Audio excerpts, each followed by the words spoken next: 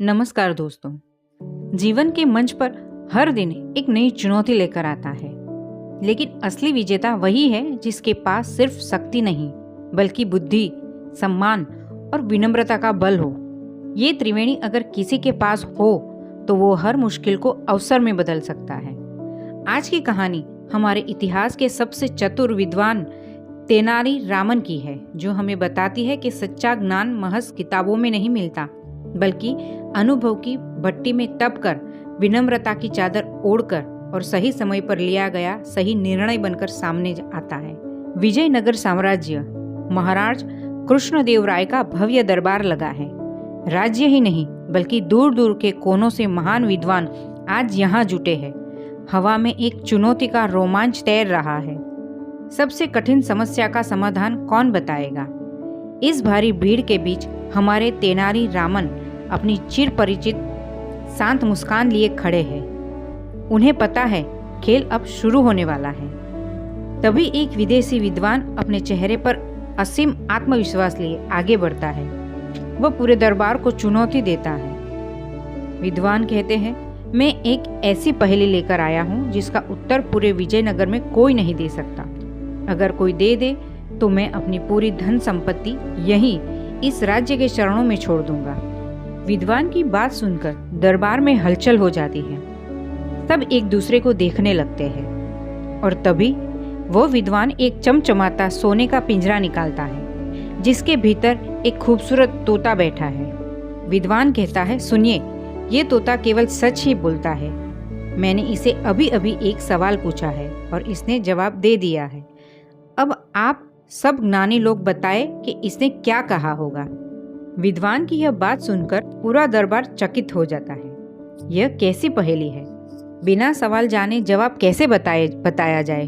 दरबार के महान पंडित, वर्षों के ज्ञानी ज्योतिषी, चतुर कवि और माहिर गणितज्ञ सब ने अपने अपने तर्क दिए। कोई कहता है तोते ने हाँ कहा होगा। दूसरा तर्क देता है, नहीं, उसने ना कहा होगा। कोई तो यह कह बैठा, तोते को क्या ही ज्ञान होगा। पर विद्वान अपने स्थान पर मुस्कुराता रहा, जैसे उसे पता था कि कोई भी इस भ्रम जाल को नहीं तोड़ पाएगा। सबकी कोशिशें नाकाम रही। राजा कृष्णदेव राय की निगाहें घूमती है और जाकर टिकती है हमारे तेनाली रामन पर। राजा कृष्णदेव राय धीमे स्वर में तेनाली से कहते हैं, क्या तुम इस कठिन पहेली पर अपना कोई प्रयास करोगे?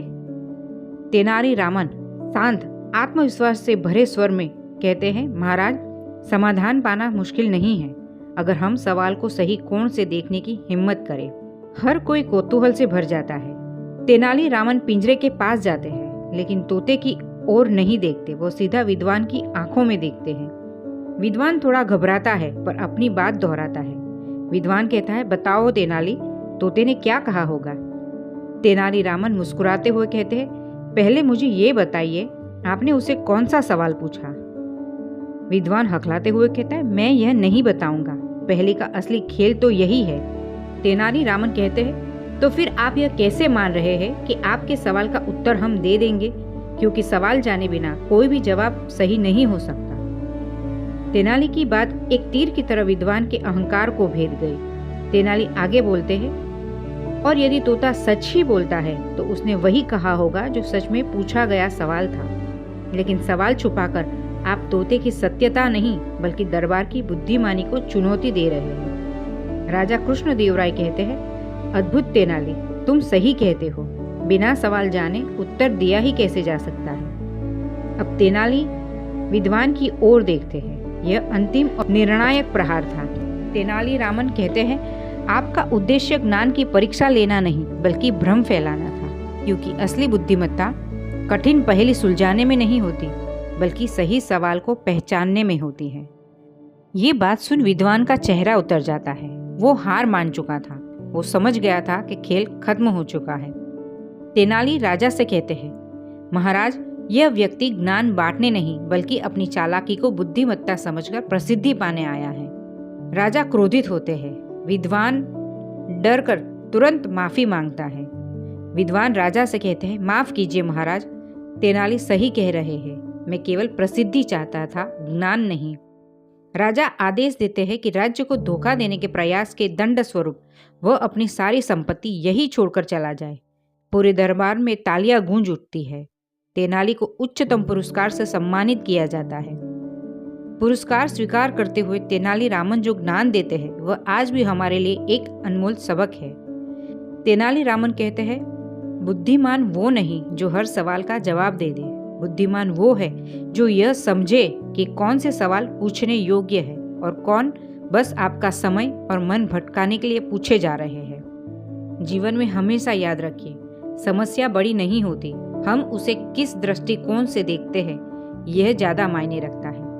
यही सही सोच, सही दिशा और शांत दिमाग हर मुश्किल को आसान बना देता है। अगर आपको तेनालीरामन की ये कहानी पसंद आई हो तो इसे लाइक करें, अपने दोस्तों के साथ शेयर करें और चैनल को सब्सक्राइब करना ना भूलें। फिर मिलेंगे एक नई ज्ञानवर्धक कहानी के साथ। तब तक के लिए धन्यवाद।